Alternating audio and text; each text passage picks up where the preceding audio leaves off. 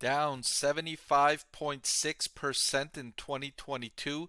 Is FIG's stock a buy for 2023?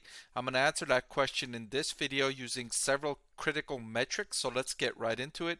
The first thing I'm going to look at is FIG's quarterly revenue and its quarterly revenue growth. And you can see the company's delivering very nice growth, offering attractive differentiated apparel for healthcare professionals. That's allowing it to gain market share and add new customers. But the company's growth rate has been slowing as inflation is biting consumer budgets, and it's create more distance and more time has been away from the stimulus checks passed by government. So consumer budgets are not as robust as they were earlier in 2021. And so FIG's growth rate is significantly decelerating, but still at a healthy 25% year over year growth rate in its most recent quarter. The next thing I wanted to look at is its operating income and operating profit margin. On the top here, I have its operating income.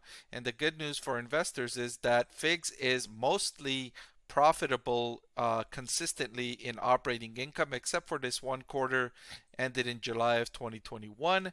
Besides that, it's been delivering operating income in above zero and 11 million in its most recent quarter. And this is on top of a very healthy gross margin. The company has over 70% incredible gross margins for apparel. And so the company's been able to grow and grow profitably, which I really like in terms of growth stocks. If you look at its operating profit margin over the trailing 12 months, that was not as positive. Several quarters where its trailing 12-month operating profit margin was barely above zero. However, it rose a little bit to 10.38% in its most recent quarter. Moving ahead to its cash from operations, again, mostly positive cash flow from operations, and then a big drop here in July of 2022, going hugely negative and negative 13.35 million in its most recent quarter. This was largely due to its malinvestment in inventory. It added these new color schemes that its customers didn't appreciate, and so now it's stuck with that inventory. And of course, when companies purchase inventory that's not then sold, that becomes a use in cash from operations, and so it decreases cash from operations, which is what's happening with FIG stock here.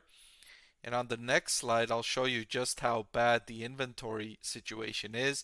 Inventory jumped from less than 80 million before January of 2022.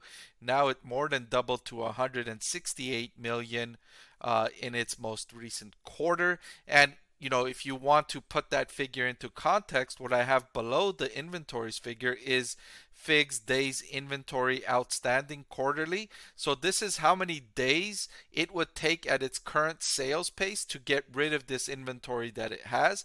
And FIG's right now has 357 days of inventory on hand. That is way more than the company would like and more than double the rate it had in January.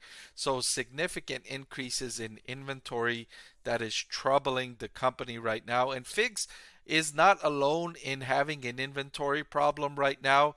A lot of the companies that I follow have inventory problems, but FIGS is unique in that its inventory is the wrong kind of inventory, right?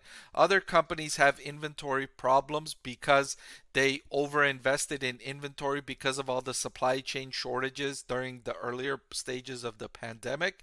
And so they brought ahead a lot of inventory. And so they still have stuff that customers want, and so they're not having to discount that material. They're able to sell it more quickly with fewer discounts. A prime example of that is Nike. Nike's most recent quarter sales jumped by nearly 20% because it offered moderate discounts to get rid of some of the excess inventory it had, right? Because Nike still has a lot of products that customers really, really want. And so a slight discount was able to get through a lot of their inventory.